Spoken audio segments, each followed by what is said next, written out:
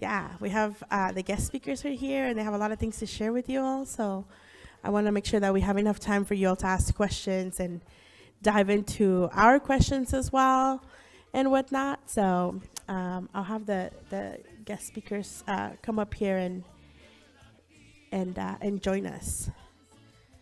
So, all right, awesome.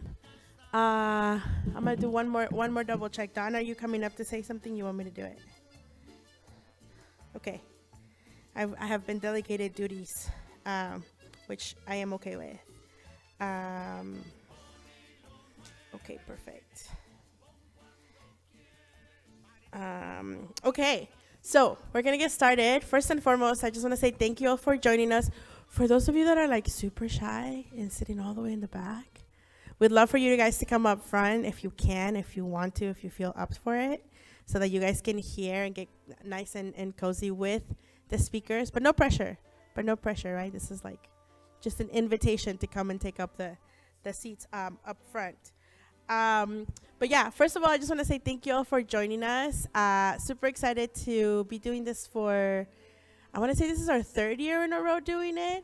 So this Latin Entrepreneurship panel is brought to you by several parts of campus and programs within campus that are really just working hard on bringing you access and resources to new communities and opportunities. So first and foremost, just want to say thank you to the Freeman Career Center, as well as the Institutional Equity, Diversity, and Justice Institutional. I was like, it's a new institute, so I know they have all kinds of stuff going on.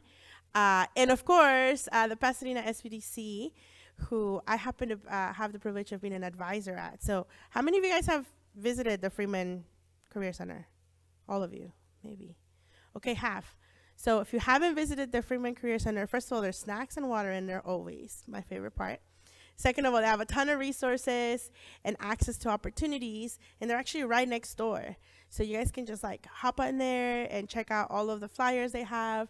I know they put on a really cool like career day, and then they have job opportunities and all kinds of stuff that can help you kind of think about what's next post PCC. How many of you guys have visited the Small Business Development Center? Okay, how many of you guys know that there was an SBDC on campus? All right, a couple of people. All right. Well, if you haven't visited the SBDC, they're actually located in the Foothill campus, which I know you can take. It's a quick 5-minute ride from here. They also have snacks and water. But besides that, they have access to resources. If you're thinking about starting a small business, or if you are a small business yourself, or maybe you have a parent or an uncle, or tias and tios that have all these side hustles, you can refer them to the SBDC because they can help you with no cost consulting and training. So they do a lot of different work to be able to provide resources for small businesses. No cost. You don't have to share a ton of personal information. So for those of you that are but what do I have to share, right? And what are they gonna take from me? Don't worry about it. It's all paid by your tax dollars, which we love. So just make sure you guys visit them. They're at the Foothill campus one more time. And with that being said, I'll give you guys a little bit of background on myself, and then I'm going to introduce our panelists, but I'm actually going to let them tell you more about themselves as well. So as I mentioned, my name is Elaine Rodriguez.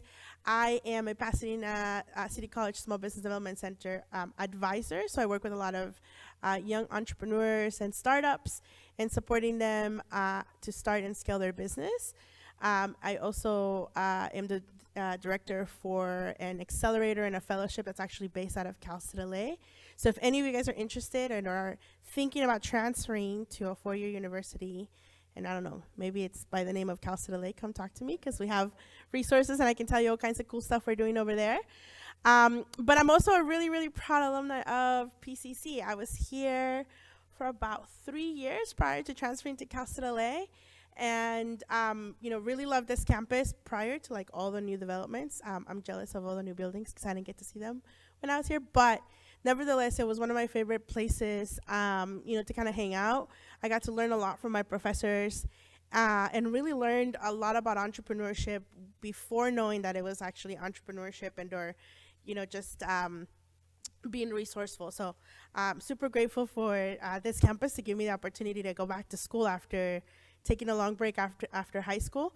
I think if you guys continue to come to some of these events, you guys will learn, I'm an undocumented immigrant. And so coming to school was like a challenge, and it was like cumbersome. And I didn't realize, like, I didn't know what all the resources that were available. So being here really opened up my eyes about, how much opportunity there is for all of us, right? And it really propelled me to thinking about graduating and then moving on into a four-year university where we got to start, where I actually got to start my entrepreneurial journey. So while I was in college, I started a nonprofit and just kind of got myself into a lot of like little things and got to meet a lot of people that were just really entrepreneurial, but really realizing that like we naturally come from entrepreneurial backgrounds, right? Like grew up selling in a swap meet. My tíos also have like, different types of businesses and whatnot. So just kind of embrace that and really thinking through what does that look like now. So I'm happy to be back and super honored that every year they ask us to kind of like share more of different stories. And so I'm excited to share with you guys and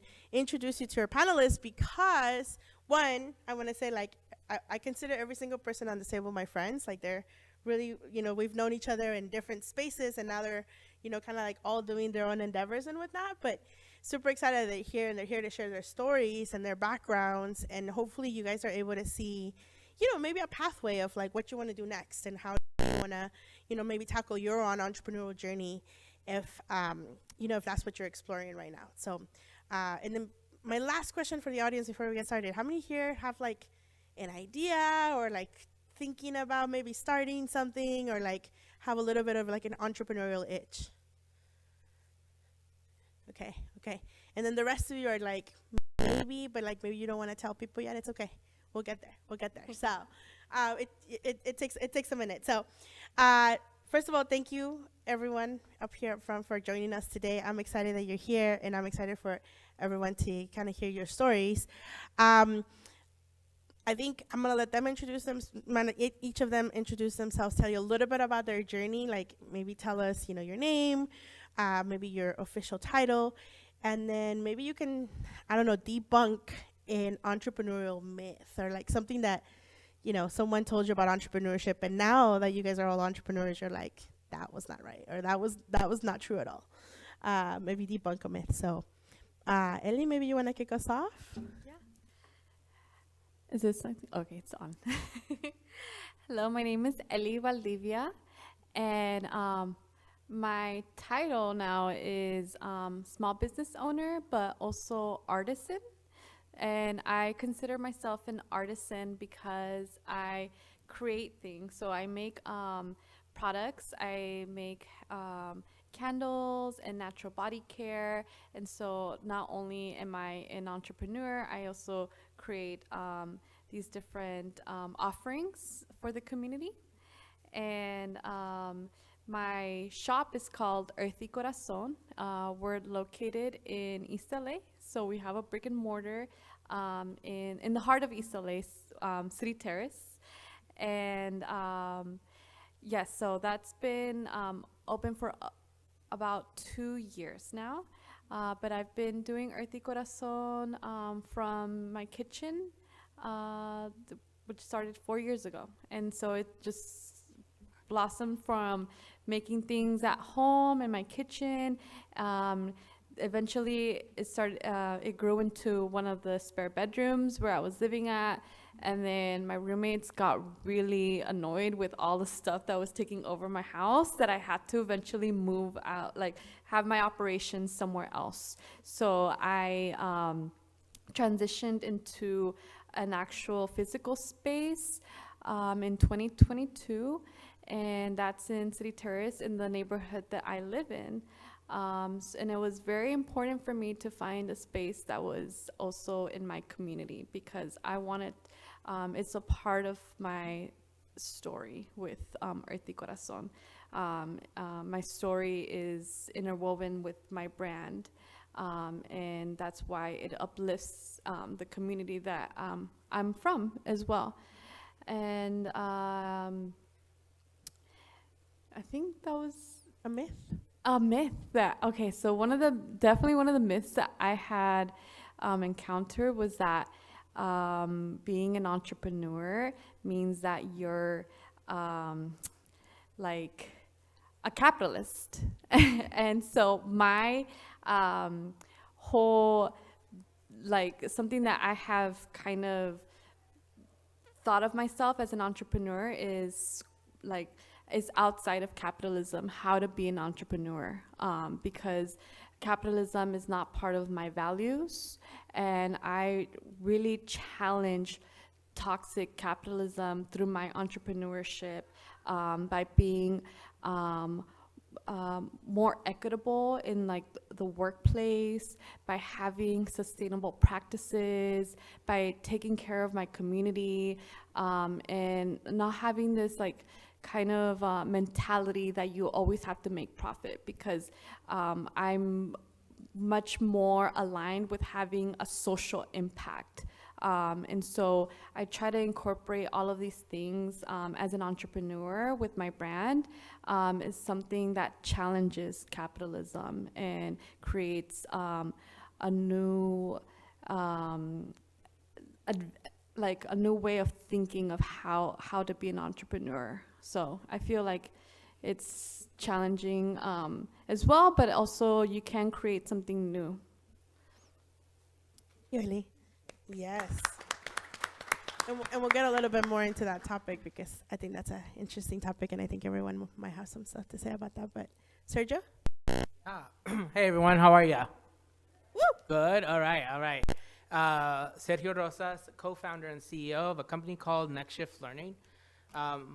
We are a boutique consulting firm. Does anyone know what consulting is, just out of curiosity, or have an idea? All right. Consulting means that we work with a lot of companies where we're coming in to help them solve a problem, right? And oftentimes we're bringing in people who have a really good understanding of that problem to solve those challenges.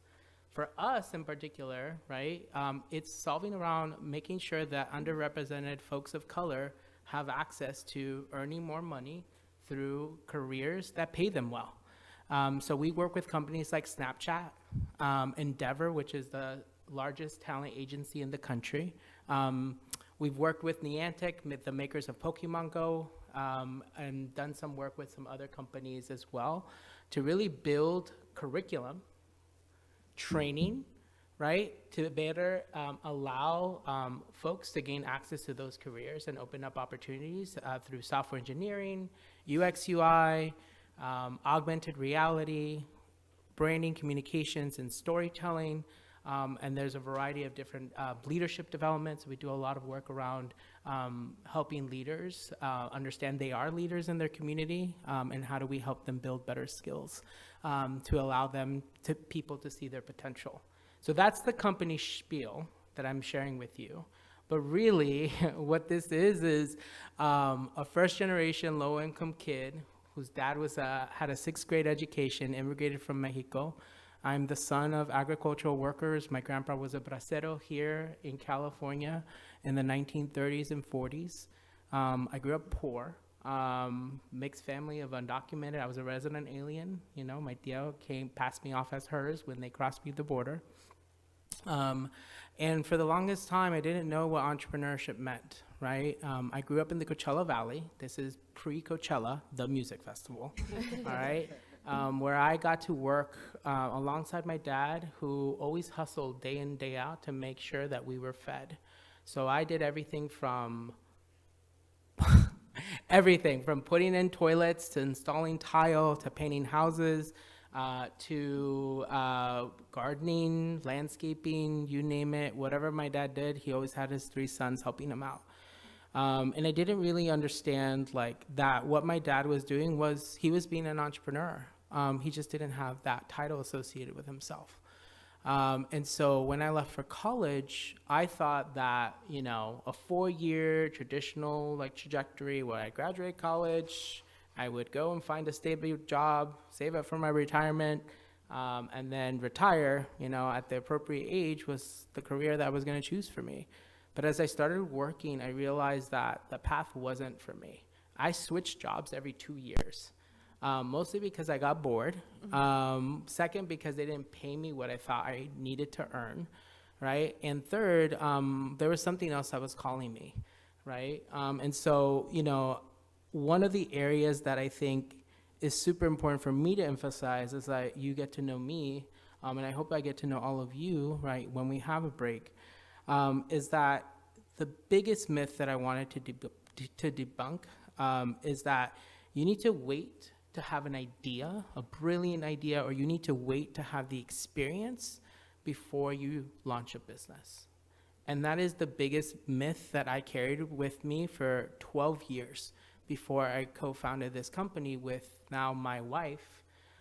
We are both co-owners and we're 100% owners of this business. We employ 4 full-time employees and we work with 30 independent contractors on average every single year, right? And I realized that had I maybe stopped myself earlier in my career, I could have launched this business probably sooner, right? I'm in my close to 40 with a son. It's a lot, especially as like I'm not young anymore, as I would have wanted to be when launching a business. But it is the most rewarding experience I've ever had. I'm challenged every single day. I work a ton. It's really hard. I'm not gonna lie. I'm not gonna sugarcoat it. But it fulfills me every day because we're a social-driven company, right? With that mission of making sure that Latinos, Latinx folks, Black, Indigenous, BIPOC, undocumented folks are represented in our economy through the work that we do with the companies that we work with. And we also employ folks that look like us that come from the community, right, to do the work alongside us. And as a business owner, I have the most agency I've ever had to make a difference in someone's livelihood. And so that's a little bit about me. But the one thing I do want to remind you all, like Elena asked, who has an idea? It's not even if you don't even have an idea, you're here for a reason. I was the kid that sold guamuchiles. I did yard sales. I had a lemonade stand. I worked with my uncles at the Fluff and Fold laundries. I was a kid that was selling world's finest chocolate outside of Food for Less, Walmart, Target. I was a kid selling ice pops or bolis from Food for Less. I would freeze those. Magazines, gift wrapping, cleaning services. I realized that I've been an entrepreneur my whole life. I just didn't know that it was called that. And that's the biggest thing that I want to emphasize and impart is that you may see us having companies and like we're building, but we don't know what we're doing. Like sometimes like accounting, legal, finance, all of the other elements that makes a business run, like, I don't know, I ask Elaine, who should I talk to? Because I don't know what I'm doing here. And you just figure it out. So thank you for allowing me to be here. And I'm really excited to continue talking to you all. Thanks, Sergio. When we have questions about business, we just go to the SVDC because they have people. We go to the people that have people. Helen? Hi, everyone. My name is Helen Alonso Hurtado. I use she, her pronouns, and I'm the Social Enterprise Director at Las Fotos Project. Las Fotos Project is a nonprofit organization, and we believe in utilizing the power of photography for our students to explore their identity, community, and their future careers. And that future careers piece, that's what I focus on as a social enterprise director. Does anyone in the room know what a social enterprise is?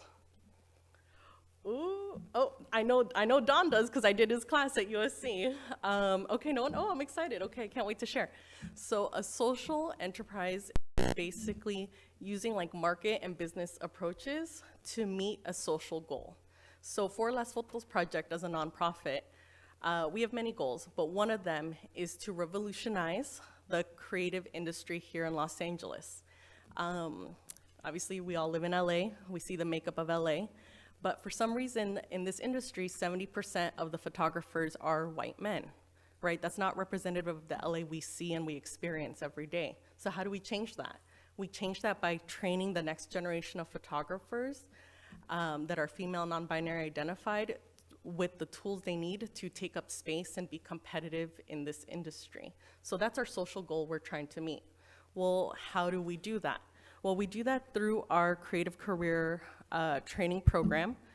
Our students receive training in event, product, lifestyle, portraiture, photography, and we provide photography services. And that's my job, is to create the relationships, the partnerships, build the business behind photography services to employ our youth. Our youth start building their economic independence through their photography, and the revenue we generate is shared between the youth that's in training and back to the nonprofit to help keep our programs free year-round. So is it the entire nonprofit's budget? No, it's roughly 10% of our nonprofit's budget, which means we bring in roughly $100,000 to $120,000 per year to our nonprofit. But for us, that's a huge amount because that's unrestricted funding. As a nonprofit, you get grant funding. The grants dictate how you can spend that money for your youth. But having access to this funds lets us make the decision of like, hey, we want to buy this equipment right now. Or hey, one of our students wants to do a solo exhibition. You know, we have the budget to pay for that show because we have the resources available to us. And so it's something I'm really passionate about because it's not just about keeping our nonprofit sustainable and growing. It's also about training the next generation of creatives and entrepreneurs. When our students finish our program, they understand how to price themselves. They know how to protect their work regarding copyright. And it's all things that I wish I would have had when I was their age, wanting to be a photographer. I come from a first-generation family. I told my parents I wanted to be a National Geographic photographer when I was 14 years old. And they were like, no. And so they were like, go be a lawyer, go be a doctor, go be an enfermera. So I listened, right? I went to UCLA. I majored in sociology. I said I was gonna be a lawyer. So the irony is not lost on my parents that after college, my career path has taken me to now run a creative career pathway programs for students of color, young women of color, non-binary folks of color, who want to pursue a career in photography. They finally understood it like maybe 2 years ago. And even though it's not the path they imagined for me, I think they always knew that I was supposed to do something like this because I come from a family of entrepreneurs. My bisabuela opened her own seamstress business in El Salvador. My grandfather, mi abuelo, when he lost his job in the cafetales because Nescafe came into El Salvador, he opened his own sandwich shop. My tío and tía, they opened their own frame shop here in LA and in Palmdale. You can actually see them. I'll do a quick plug. Sunset, downtown framing outlet on Sunset Boulevard. That's my tío's business. It's also the first place I had my first job and learned how to make sales. All those experiences from my family is kind of like the myth that I want to debunk. To be an entrepreneur, you know, people say you need to have money to start a business, or you need to go to business school, or you need to go to college. Well, yes, it's good to go to college if you want to start a business, because you know PCC is a great place. They have many resources. The one thing I've learned from my family is that you don't need all that to start your own business. You just need to have people skills, the willingness to experiment, and to not be afraid to fail. And also to not care what other people think about you. And that's my thing, yeah. Thank you, Helen. Yeah.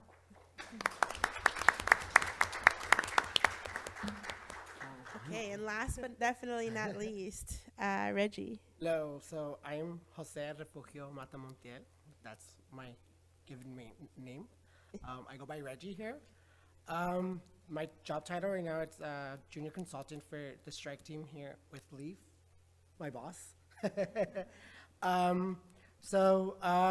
You stole my myth. Oh, what was your myth? The same one as yours. Oh, okay. I feel like I said like 3, so. No, but yeah, so my myth is really similar to her. You don't have to have a lot of money to start a business. There's a lot of entrepreneurship,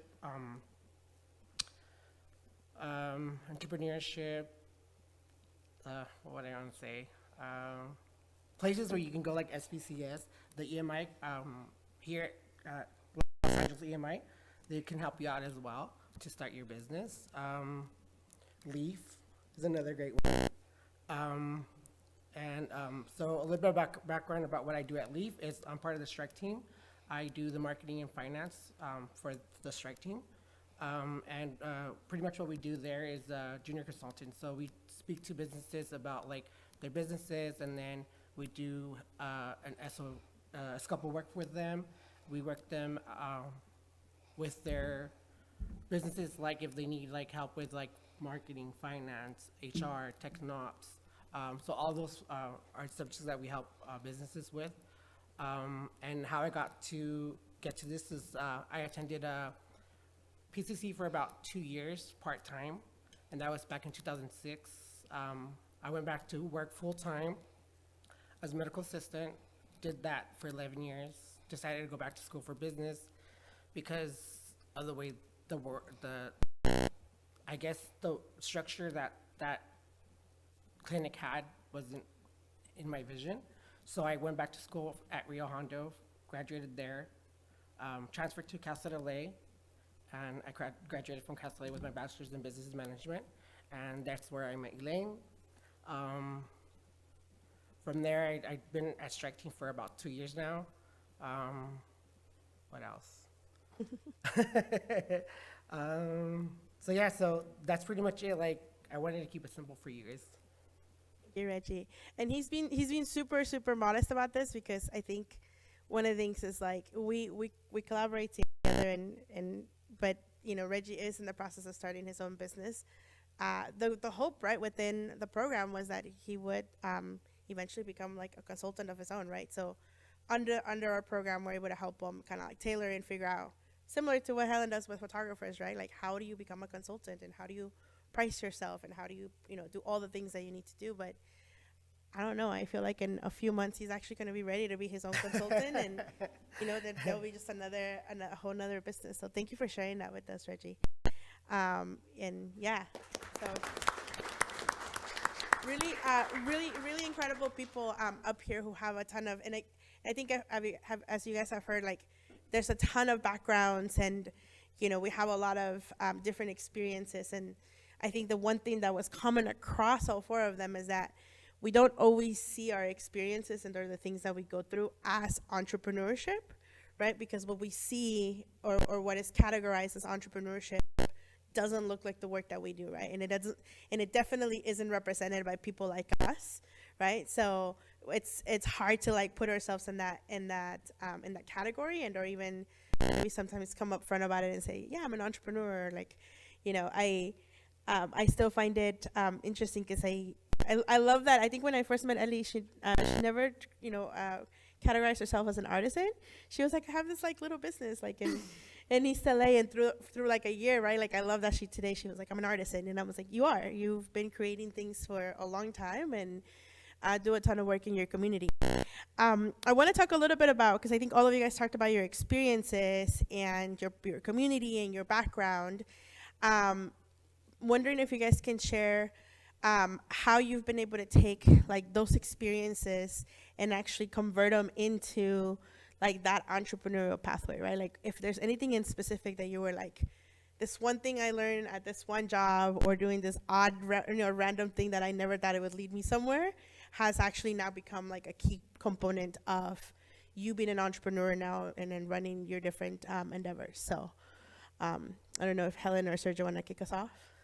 I can kick us off because I have a specific example. So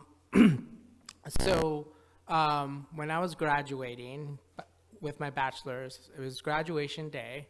I had just stepped onto the stage to grab my diploma, and I'm coming down the stage, everyone's saying hi, giving hugs, celebrating, and I see my youngest brother, Orlando, walking away. And I was like, Ma, where's Orlando going? Why is he walking away? Is his head hurting? He has migraines. It's like, is he gonna go like down? No, he's gonna go back to the hotel. He's not feeling great. And I was like, but it's my graduation day. Like, a very self-centered, like, it's my graduation day. You're supposed to be here. Like, I've worked really hard for this. And then my mom decides to tell me, I didn't want to tell you this, but your brother dropped out of college 2 weeks ago. And I was like, what? What do you mean he dropped out? Like, is he pausing, or no, he dropped out. He's not going back to college. And at that point in my life, it had been ingrained in me that like the only way to be successful is if you go to a 4-year, you get your bachelor's, right? And then you find a really good job with a well-known company. And here's my youngest brother, who's only 2 hours away from where I was. was. And we would, you know, check in as much as possible. We were both busy, but I didn't even realize he was struggling with school. And when I sat down and talked to him later on, he didn't want to talk, and he didn't really want to talk about this for like 3 months, y'all. So I went off, I did my internship during the summer, right? I started getting ready for my new job in Sacramento, because I was, again, starting in policy and politics. And then we finally sat down, and he's like, it's just, he was studying like engineering. He's like, but everything I was studying was so abstract. I wanted to do something with my hands. I wanted to have direct impact. And so over the course of like 6 or 7 years, we explored what it would be like to go to a community college of the desert back home. That wasn't working for him. And then he signed up for a boot camp for information technology. And he loved it. Paid for it, took out a loan, $10,000, and paid for the boot camp. And he graduated, right, from that boot camp 4 months later, right? And that actually inspired me to start a lot of the work that we do at Next Shift Learning. It was my brother's journey, and me as a sibling who had thought that the only way you could get to be successful in America was with a 4-year degree. And that inspired me to meet Elaine. When we worked together at the Los Angeles Area Chamber of Commerce, we were in a department that was focused specifically on career pathways and helping small businesses grow. I met a lot of students at PCC, Santa Monica College, all across LA County that shared my brother's experience, right? And I started to see a gap. I started to see that there was a need, right? I started to see that we weren't providing adequate training experiences for younger people who were looking to break into industries like tech or entertainment that had a non-traditional path. So how could I, right, with my knowledge and skills, help and support and make sure that people who have non-traditional pathways to work, like my brother, are better represented in this economy, right? And that's what started the seedling of Next Shift Learning, right? And it's something that I carry and cherish with me every single day that I do this work. When I'm frustrated at clients, or I'm having team dynamics, or like, you know, all of the things that happen in a day-to-day work, I try to think about my brother, and I try to think about, you know, what it is to come back to a mission or a calling, right? Where you're doing something based of your own lived experience, where you had a moment where you had to change the way you viewed the world, because it was not the way that the vast majority of students who come to PCC and other community colleges across the country, or even who don't go to college at all, right, make up the vast majority of our economy in the United States.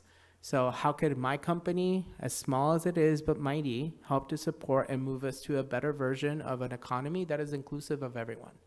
And that's really what drives me, is my brother's story. For sharing that, Sergio. Ooh. Ellen? Yeah, so so the question is like, what is something that I've learned in a previous job that I apply, right? And I think the easiest answer is to really build your emotional intelligence. I feel like the ability to grow your self-awareness, the ability to grow your empathy, really strengthens your ability to build relationships. And I think a key part of running your own business, starting your own thing, is the ability to build strong relationships, because what you'll need as you continue growing is people who get excited about what you're excited about, right? And the only way that can happen is if you're building authentic relationships with the people around you. And I mean, like, you know, there's that saying like California fake or whatever, LA fake, which is like, oh, everyone's friendly. No, like, you really have to approach people with like a deep, deep wanting to get to know them, because that's also what you want them to offer back to you in return, right? Like, if you have an amazing idea and you're passionate about it, you want to get other people excited about it. And that, yeah, that comes from relationships. And the biggest thing you can do is just build your emotional intelligence and strengthen those skills, because that'll help you with that. Thank you, Helen. That's such a great advice too, because like you right now you guys are all sitting here, and maybe like some of you guys are friends, maybe you're not. But during the break when we get to eat a little bit, maybe you can chat with the person right next to you. You never know, right? Like they might become that person that will start something with you, or that will connect you with somebody that will help you grow, your next idea and whatnot. And that's so true. Building relationships from a human perspective is huge, right? And it pays off. So, Ilya or Reggie, do you guys want to share a little bit about this? If not, we can go to the next question. What's the question again? What are some of the things that you've learned in other jobs that are like now, like core part of your entrepreneurship work that you do now? I think I would add the same thing as like what Helen said, that one of my previous jobs, I worked at a nonprofit called Equitable Parenting and Education, and their whole framework was on having a trauma-informed approach and nonviolent approach to raising children, which would mean like breaking the generational trauma that happens, in a lot of our families. So having that trauma-informed approach has really helped me out in my business now, because it has made me more aware of like the traumas that we face in society, that we carry in our generation, the trauma that we have with money. So I think having been informed in that way really helps me connect with people with much more empathy, and having the open dialogue with the people that I make relationships with through like nonviolent communication. Like it's very like respectful. And so I think all of that knowledge has really helped me out in my community. Mm-hmm. Thank you, Ellie. Yeah? Yes, yes, yes. Applause to that. Yes. Okay, awesome. Reggie, if you have something. I just wanted to say I agree with you. Breaking those barriers is like very important, because as that comes from Latin communities, sometimes we have that fear of like, can we really succeed? That's not the question you should be asking yourself, is how are we going to succeed? Not can we succeed? So I love that answer. Yeah. Thank you, Reggie. So speaking of connections and building genuine connections, do you guys have a mentor or like a very specific person that along the journey maybe like has helped you or propelled, or someone maybe that you connected with in your journey that really has supported this journey that you're in as entrepreneurs and social impact makers? Anyone comes to mind?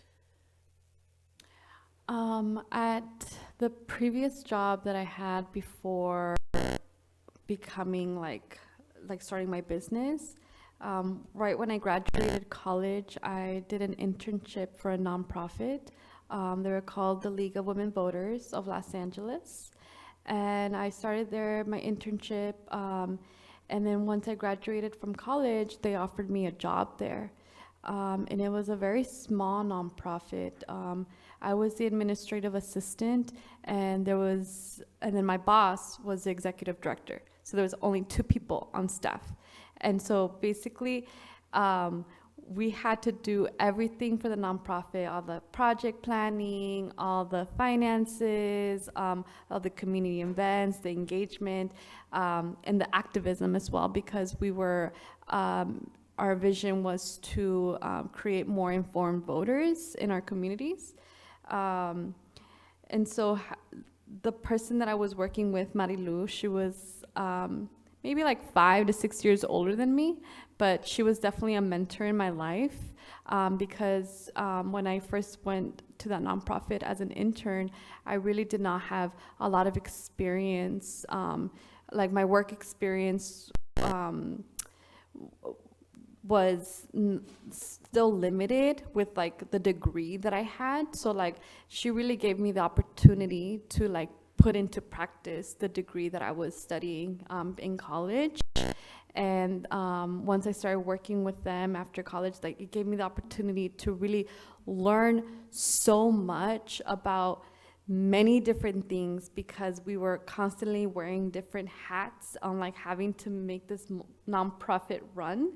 And because we were also part of the civic engagement industry, like about learning about politics, I got to learn so much about how the city works. And so having that knowledge and like learning alongside with Marilu, like how to be a community leader, really helped me be inspired, you know. And eventually when I started making things that I wanted to create, it was kind of like my own like side hustle, and I was kind of nervous to let my boss know like, hey, I'm making something on my own, you know. It's like a different venture.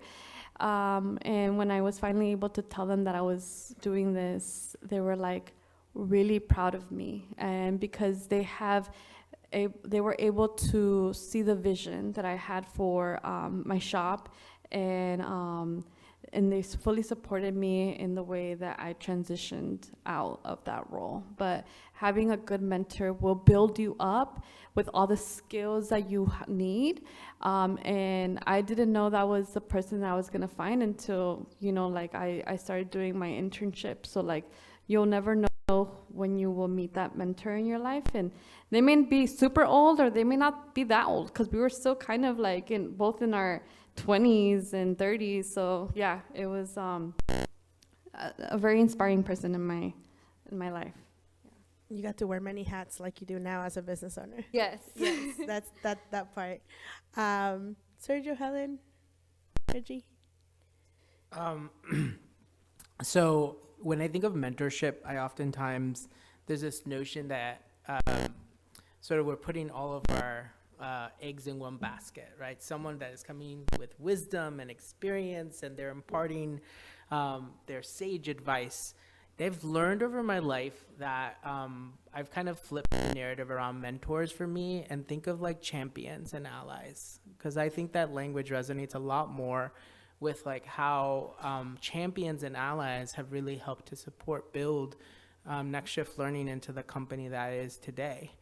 So when I think about, you know, you will find advice in people when you open up and let them know that I'm thinking about leaving, or I'm thinking about this idea, and you ask them to weigh in, right? And you start realizing who is really the folks that are gonna like fan your flame, but who are also going to give you actionable insights to get you to the next part of you and building your business. So I'll name 4 people that come to mind. Elaine is one of them. Lindsay is another. Dakota is another, and we're all actually former coworkers, now friends, FYI. And my best friend Fagan. Elaine, I ended up doing a training for Elaine and Leaf on the first day of me leaving my first full-time job on a Thursday.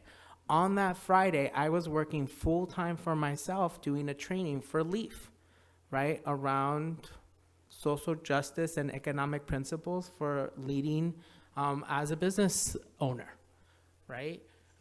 With Lindsay, we started working together way back when I came back from grad school, saying, hey, like, can I help you with this idea around an academy, right, or a training program to get folks into visual design at a company like Snapchat? I didn't know what I was doing, but Lindsay and I worked together, and Lindsay oftentimes would say, I'm going to put on my business hat, because she actually had a startup of her own, right, and worked with the SBDC. And she's like, and she has advice for the SBDC actually at Pasadena City College, right? And she told me, she's like, you should really think about what it looks like to take this as not just a side hustle, but an actual business as a consultant. To like my best friend Fagan from college. I've known this kid since I was 18. He's the CEO of a national nonprofit organization in Baltimore. I told him, like, personally, I wanted to leave. And he's like, tell me more about what you want to do in the next 2 years. Now, tell me, what would it look like for you to use 50% of your time to work for us, right, as a consultant with your own business, and what it would mean to advise us on building out this national program. To Dakota, who now works as the vice president of inclusion at Endeavor, where we had countless of like happy hours, we were roommates and talking about workforce development, to him, like putting our name across the door to get us into, and now working with a client for the last 2 years. That is like one of the biggest like agencies in the country, right? So these are my champions and allies, right? When you open up to folks, to friends, to colleagues about what you're doing, what you're thinking, what does your heart say, you'd be surprised the many ways in which they become those folks that are fanning your fire, and they're always thinking of you for opportunity, right? Because they remember what you're trying to achieve in this world. So sometimes we need to speak things into existence when you feel like you're not even ready. I wasn't ready. I still don't feel like I'm ready, right? But I think that to me is really important. And so if you view it as mentors, have multiple mentors, right? You can call them mentors, you can call them champions or allies, but it's super important that you speak into existence what you're thinking and wanting to do in your life.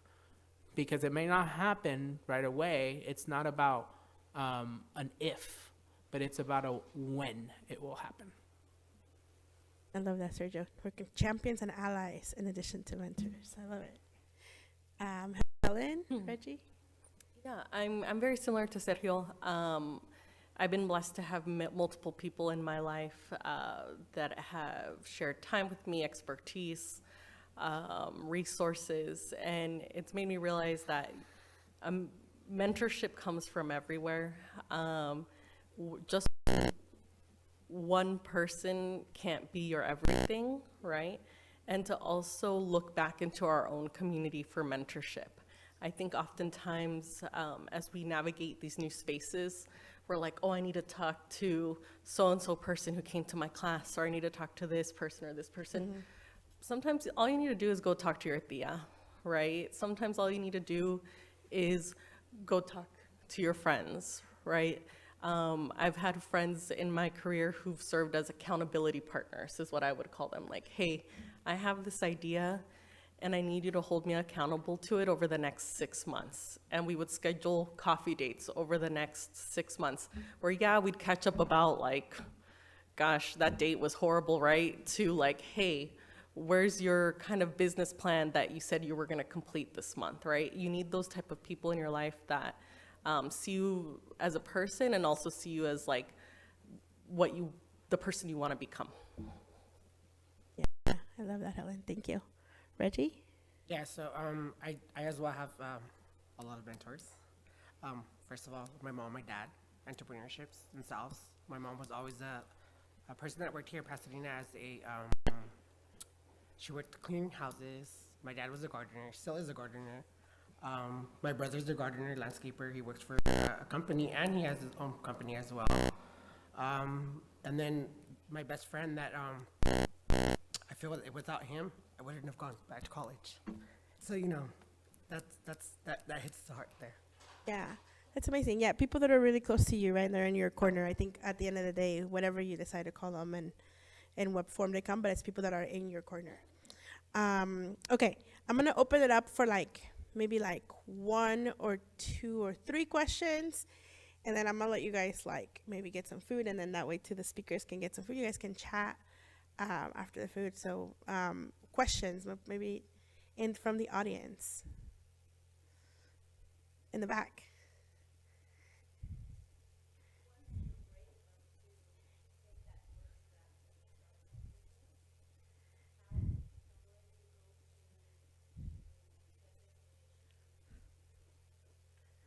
Yeah, you guys all heard that?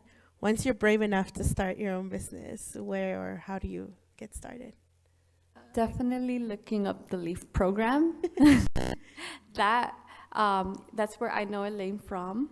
And the LEAF program offers an accelerator program for folks who are starting their business. And so I was part of the cohort last year, and they give you all of the classes with different topics to kind of start really finding a lot of structure that you may need to start your business.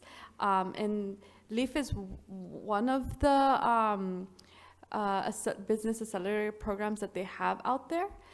There's several types out there, but the one that have personally can testify, because I was part of it, is the LEAF program at Cal State LA. And you don't have to be a Cal State LA student to participate, but there's also PACE, and I think I'm not exactly sure what it stands for, but it's like, Pacific, yeah, it's like the Pacific American, yeah. But we Pacific- can, yeah, we can, yeah. it's PACE, called you can PACE. look it up as PACE. Yeah, PACE is another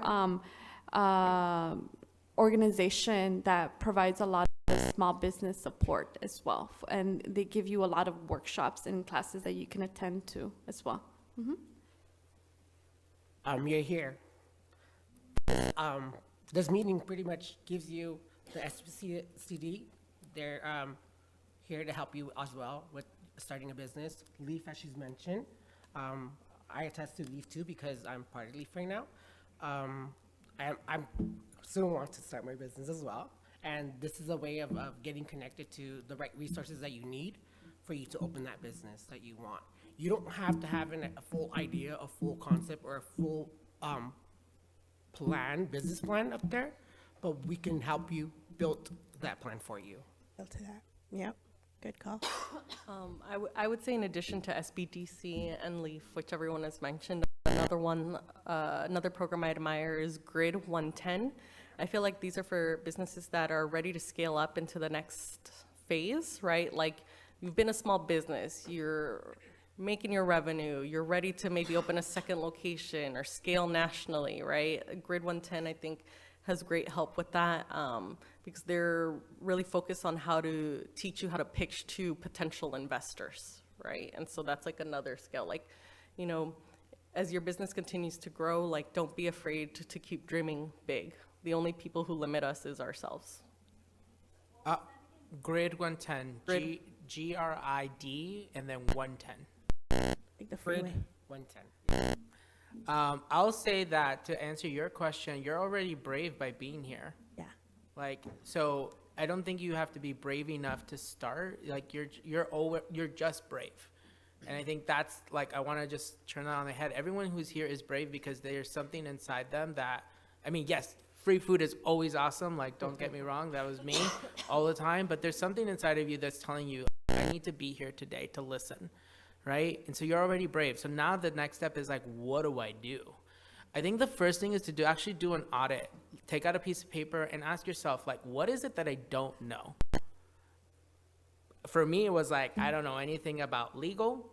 I don't know anything about accounting. I don't know anything about taxes. And for me, those were barriers, like emotional barriers, right? Where I had like scripts from growing up. Like, I wanted to be by the book, or like, things are going to be expensive. They're going to cost money, or like, I don't want to get in trouble with the IRS, or like, all of those were scripts that I had growing up, right? From just growing up in my house, talking to uncles, like, and I realized that in order for me to just like formalize my business, I just needed to understand like, what was I not good at? And I needed to figure out where can I go to find information. So I did start with SBDC and I did get referrals. But the other thing that I'll encourage you is like, get the referrals, talk to them, and then decide if you want to work with them or with somebody else. It has to be a fit. So like, I've worked with 3 lawyers, right? And 3 firms. I've worked with 3 accountants, right? And like, they're good for one stage of the business. And then when we move to the next stage, we're like, hey, like, I think our time has come. Like, you know, really enjoyed how you've helped us. And then we go find someone else to support the next phase of the business, right? So it's about getting those referrals and doing the homework yourself of like, can I see myself working? And don't have sticker shock. People will, like, not through the resources that have been mentioned today, like LEAF and the SBDC, but when you go out on your own and you start looking for other folks, they will have prices. Like, they, just like you want to get paid for your service or product, like they want to get paid for their service or product. So when you start building that, the second thing is like budget. Like, if I'm going to start pricing myself, either the good that I'm building or the service that I'm providing, I have to factor in, well, what do I want to pay myself? And then in order to support the operations of my business, what do I need to factor in for lawyer, accountant, like taxes and so on and so forth, as you continue to grow your business. So I'll say you're brave for being here, so thank you for being here. And then second, there are all the resources plus 1,000 to that's been mentioned already as a good starting point, but then it's the homework that you need to do, right? To make sure that whoever you're working with aligns with who you are, your values, because that's a big part of who you invite to advise and support your company. Really great advice. And I'll just do one last kind of shameless plug because we just had the grand opening. So in addition to the Small Business Development Center that's at the Foothill campus, last week, the Women's Source Center was also, they had their grand opening. So now you have an additional resource center that you can actually go and get support from. And the director, Lizzie's in the corner, so you guys can talk to her at the table as well about all the resources. Yes, congrats. It's a huge endeavor to get a center open at that level. And so to have a whole nother program, a whole nother center open on campus, you know, one of the things that I wish, and one of the reasons why we do programs like this is to bring back resources a lot earlier to all of you. Did not know the SPDC or the Women's Source Center, any of the programs that were mentioned were available until like way after I like graduated from Cal State LA. And so one of the things is like, how can we help you while you're here, right? And how can you get started today, right? With whatever you have. It might just be an idea. It might just be like a curiosity. Maybe you're just like having questions about how to get started. Like, it's about bringing those resources earlier to you all. In addition to that, we do have entrepreneurship workshops that are happening this whole semester. So we're going to be talking about a lot of different things. There's flyers on the table, so if you guys want to sign up, they're all virtual. So really great insights as to some of those questions that maybe you're asking yourself. And in the winter, in January, February, we're going to be running a program that actually helps you work on your idea. So it could be, you know, like I said, it's just about, you know, committing the time to actually thinking about, you know, what it is that you want to do. Because in the spring, I think we have a pitch competition planned, which will be the first or second pitch competition here on campus, but there'll be money available, right? So if nothing else, too, your educational institutions are really great resources because there's a lot of programs that are run out of different centers where you can, you know, go in there, learn, pitch, get some money, no strings attached. Best part out of all of it, right? Just get that money from the pitch competitions. So that's a really, really great resource. So that question was actually a really great question, and we had a lot of insights. And so I'm looking at the time. I'm going to give us a time check because I know we want to get to the food, and I want to make sure that the speakers have time to kind of like hang out. And if you guys want to connect, this is a great moment for you guys all to like, you know, take out your LinkedIn, right? If you have it on your phone, hopefully everybody here has LinkedIn. And then you guys can connect with the speakers, ask more questions as they're kind of mingling around, and yeah, connect with them, right? Get their information if you heard something up here that resonated with you or that, you know, you think you want to follow up with. So, but yeah, before we go, I just want to say, one, please check your emails. I know Jackie sends a ton of emails with a bunch of resources. She'll send more information about the workshops. Number two, and, you know, also a priority, thank you to all the panelists for joining us and, you know, for being amazing at sharing your stories. Yes, Don, get us started with a clap. Yes. And, you know, again, thank you to all of the organizers, the Career Center, the SPDC, and I'm going to say this in the acronym and see if I can get it like engraved in my head, but IED&J, who's now helping us with all of these programmings. Listen, it's important to have these voices up here, but it wouldn't happen without them. They're prioritizing to bring those resources to you. So thank you to all the partners for allowing us to do this every single year. So yeah, thank you. And thank you all for joining us. We'll be around if you guys want to connect and talk a little bit more. So thank you.